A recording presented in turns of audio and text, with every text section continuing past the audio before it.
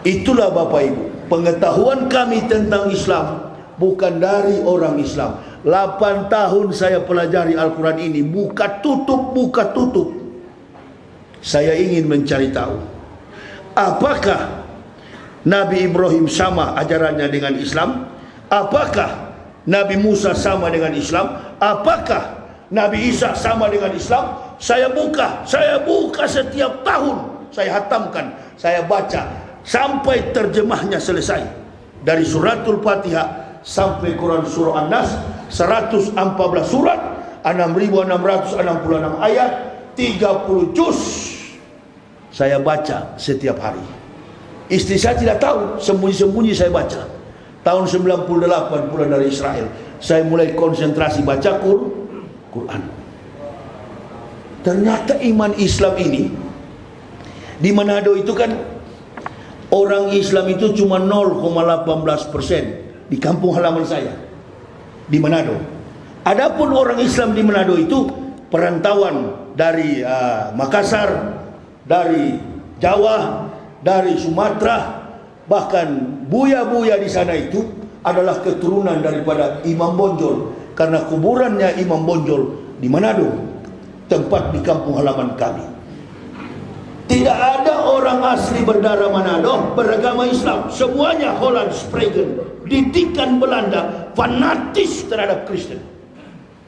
Jadi kalau masuk Islam itu dianggap musuh, dianggap lawan, dianggap bikin malu keluarga. Coba lihat fitnahan kepada saya, Allahu Akbar. Dari pertama saya masuk Islam, mereka jengkel sekali. Apakah ada dalam Al-Quran itu, Ustaz? Ada. Walan tardu ankal yahudu wala nasoro hatta tatabia milatahu. Yahudi dan Nasrani tidak senang sampai kamu ikut mereka. Kalau orang Islam murtad nggak ada ribut, betul? Orang Islam murtad nggak pernah ribut. Kenapa? Karena yang murtad dari Islam kebanyakan orang-orang yang tidak punya kemampuan intelektualitas baik. Mereka hanya masuk Islam mencari Indomie 1 bungkus, beras 1 liter, alias cari isi perut. Murtad dari Islam, nggak punya landasan kemampuan menjelaskan secara ilmiah bagaimana dasarnya masuk Kristen. Murtad dari Islam nggak ada, kecuali cuma mimpi. Makanya di masjid ini saya mau sarankan kepada ibu bapak, kalau ada orang kafir masuk Islam lalu dia bersaksi saya masuk Islam karena mimpi, wallahu bikulli syai'in alim, 1000% saya tidak yakin dia kuat dalam Islam. Saya tidak yakin. Kalau cuma masuk Islam mimpi, besok dia tidak mimpi, dia murtad lagi. Kenapa kau itu murtad lagi? Karena sudah tidak ada mimpi, Nabi Muhammad tidak datang lagi. Jadi kalau ibu bapak bilang mu'alaf itu lemah, mohon maaf, beribu maaf. Kami ini tidak ada lemah, dan kami tidak ada takut dalam menegakkan agama ini. 15 tahun saya bersandar hanya kepada Allah, keliling Indonesia. Kepentingannya cuma satu, orang kafir masuk Islam, saudara mukmin kuat dalam pertahanan iman. Tapi jangan semua juga Kristen masuk. Kalau semua, siapa yang di neraka? Ini persoalan. Ini persoalan. Ibu bapak yang sudah Muslim jangan murtad. Apapun kelemahan ibadah kita, apapun kesusahan yang kita alami di dunia, sekali kita Muslim sampai ke liang kubur tetap beragama Islam. Dengan keadaan Indonesia yang begini, banyaknya orang munafik. Coba buka internet. Baru di zaman Joko Widodo inilah orang kafir berani menghina Islam. Termasuk monyet kafir Cina komunis itu yang lari ke Jerman sana, yang mengaku Nabi ke-26. Berani tapi lari-lari. Kalau laki-laki jangan pakai lari. Saya nggak pernah pakai lari. Sudah berapa kali saya dilapor. Ceramah di Damas Raya, orang tua kucak mata begini. Betul ini Ustadz Yahya? Bukan, malaikat. Nah, jengkel juga saya. Kenapa Pak? Bapak dari tadi khawatir sama saya. Bukan Ustadz di HP saya, katanya Ustadz di Nusa Kembangan. Artinya saya dilapor, ditangkap. Buya ini juga, saya baru pulang dari Padang Buya telepon, di mana Ustaz? Di Lampung. Ini Ustaz ada laporan, Ustaz ditangkap. Innalillahi. Buya, kalau Buya perempuan, hamil Buya. Justru yang kami cari dalam pertarungan dakwah ini, itu Ghadwatun fisabilillahi aw rukhautun khairun minad dunya wa ma fiha. Berangkat pagi atau sore berjuang di jalan Allah adalah lebih mulia daripada dunia dan segala isinya.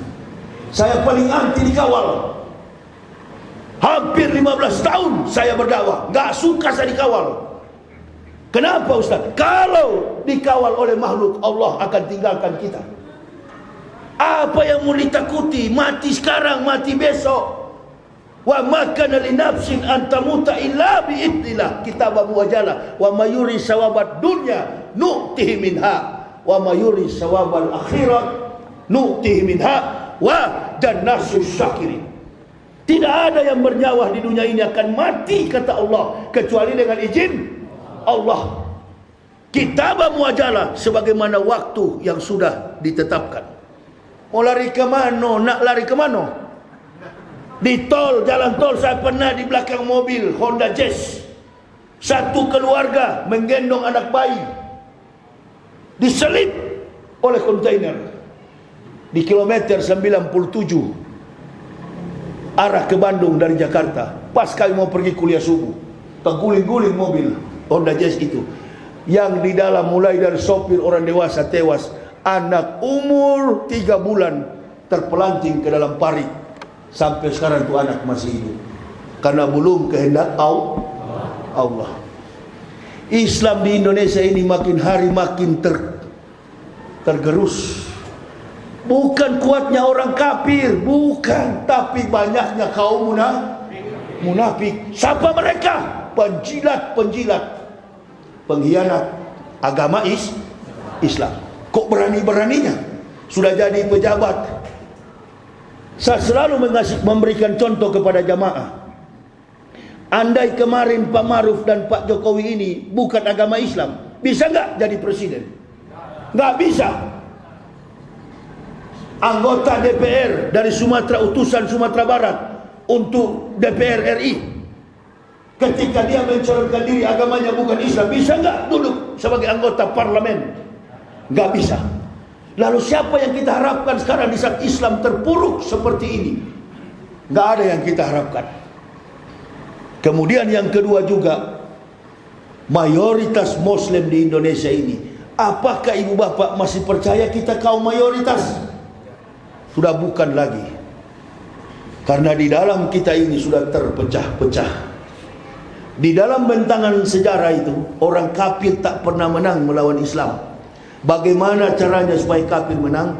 Pakai orang Islam untuk hancurkan Islam. Coba perhatikan ketika saudara-saudara kita di Palestina digempur dengan IDF, Israel Defense Forces, militer, pertahanan militer, tentara Israel menyerang saudara-saudara kita di Palestina. Kita membantu ke sana. Ustadz muda Adi Hidayat dengan cepat mengumpulkan dana 30 miliar, difitnah oleh kaum komunis. Tapi mereka bertopeng dengan beragama Bashar jahanam. Pembunuh para ulama, pencaci maki para ulama, pemfitnah para ulama. Hati-hati Ustaz Yahya, tinggal kamu yang belum. Saya tunggu-tunggu. Kapan? Saya tunggu-tunggu. Kalau ada pun di dalam sini, coba saja. Ya, saya cari-cari yang begitu.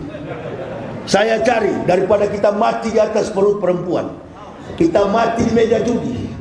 Bukan laki-laki itu. Kau punya kekuatan, kau punya kemampuan, pakai kemampuanmu untuk membela agama ini. Allahu Akbar. Pakai kemampuanmu untuk menolong agama ini. Ya ayyuhalladzina amanu in tansurullah yansurkum wa yusabbit aqdamakum. Kau bukan laki-laki kalau aku pukul di jalan sana. Kau bukan laki-laki kalau aku pukul benjol-benjol di atas ring. Kau laki-laki kalau mati di jalan Allah. Amin ya Rabbal Alamin. Allahu Akbar. Di saat agama begini, ingat kita perkataan Buya Hamka. Kalau kau tak berani berjuang membela agama Allah, ganti bajumu. dengan kain kapan, mati saja. Itu maksud Buya Hamka. Itu. Kok takut-takut? Orang bilang Ustaz nggak takut. Takut sama siapa? Kalau ini untuk agama. Satu waktu saya ceramah di tempat yang memang sudah dijanjikan, di antara perbatasan Poso dan Makassar. Sudah dijanjikan dari sore, kau lewat di sini Yahya, mati kamu. Istri saya ini kebetulan hamil 8 bulan lebih. Tahun 2008. Semua jalan sudah ditutup oleh orang-orang kafir di Poso. Perutmu kami belah, lidahmu kami potong. Teman saya ini namanya Agus. Makanya sampai sekarang saya nggak pernah pakai sopir, nggak percaya saya. Dari rumah dia bilang, kita bismillah Ustaz, saya pernah perang di Afghanistan. Allahu Akbar. Saya percaya karena jenggotnya panjang sekali.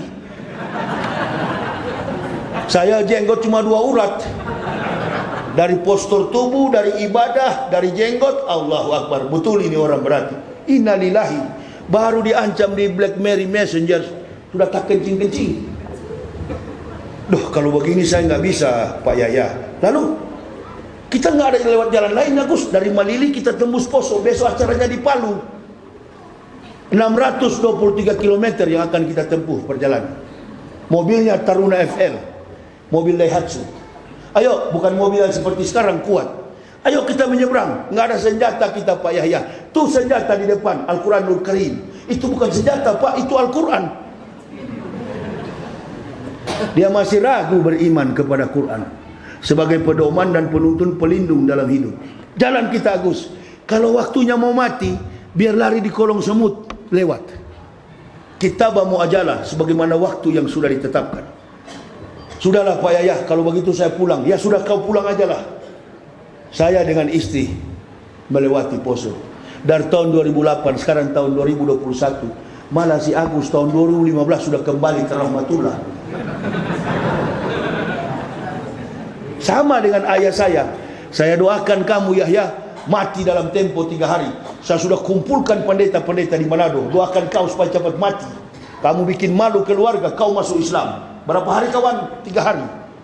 Hari pertama saya belum mati, hari kedua sampai hari keempat saya telepon, woi saya belum mati, dia berangkat duluan kemarin, saya masih hidup. Sudahlah ibu bapak, mau lari kemana? Tengku Zulkarnain kemarin, kakandaku tercinta, belum lama beliau di Batam, saya dengan istri Pekanbaru, sempat video call, ngobrol juga dengan saya, ngobrol juga dengan istri. Apa yang dia pesan? Adinda, tolong Dinda, jangan terlalu keras-keras ceramah karena rezim ini membabi buta. Tahan-tahan sedikit volume ceramahnya. Insya Allah Kanda, semakin Kanda nasihati, semakin kulibas. Tidak ada pernah menyerah saya dengan keadaan ini. Kalau ada 10 pejuang, insya Allah saya satu di dalamnya. Kalau ada 5, saya satu di dalamnya. Kalau tinggal 1, insya Allah tinggal saya sendiri. Amin ya Rabbal. Ibu bapak mau takut apa? Nggak perlu kita pakai senjata. Justru kita berkelompok inilah dalam situasi seperti ini mudah dihancurkan. NU, Muhammadiyah. Makanya saya selalu pesankan, jangan membesarkan organisasi Islam. Dan kalau berdakwah, nggak usah membenarkan diri organisasimu paling betul dibanding orang lain. Kunut, silakan kunut. Kunut adalah doa. Tidak kunut, tidak apa-apa. Lebih cepat, lebih bagus. Coba belajar kepada ulama-ulama kita di zaman dulu. Kiai Haji Hasyim Asy'ari dan Buya Hamka pergi menunaikan himayatan lil hajj was sadaqah wahdah alladhi jahada bilai haqqa jihadihi wa badala juhda. Mereka berhaji, berjihad di Mekah. Dulu tidak naik pesawat, naik kapal laut berminggu-minggu, berbulan-bulan di lautan. Rakaat hari yang pertama memimpin sembahyang 2 rakaat subuh. Yang jadi imam adalah Kiai Haji Hasyim Asy'ari.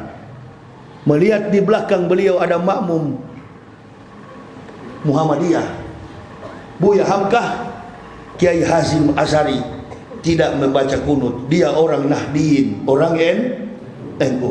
Usai solat ditanya oleh Buya Hamka di tengah sela breakfast, sarapan pagi di atas kapal, Tuan solat subuh memimpin solat, Tuan tidak membaca kunut.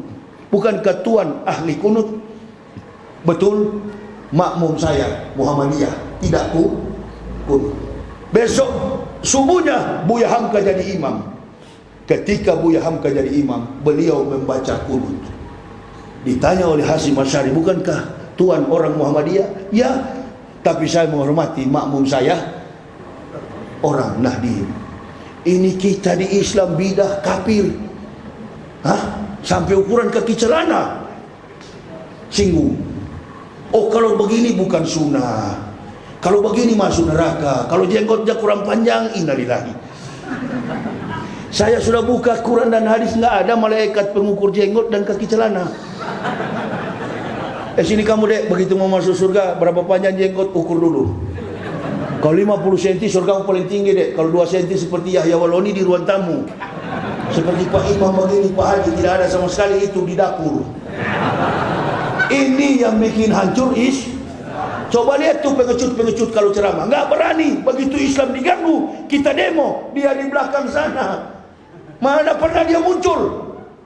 Tapi kalau menjelekkan sama muslim, Allahu Akbar, membidah-bidahkan sama-sama saya bekas dari kafir, ibu bapak Buya sekaliber Buya ini cuma tahu berdasarkan teori, tapi praktik bagaimana kafir mengalahkan Islam, Ambo yang paling tahu.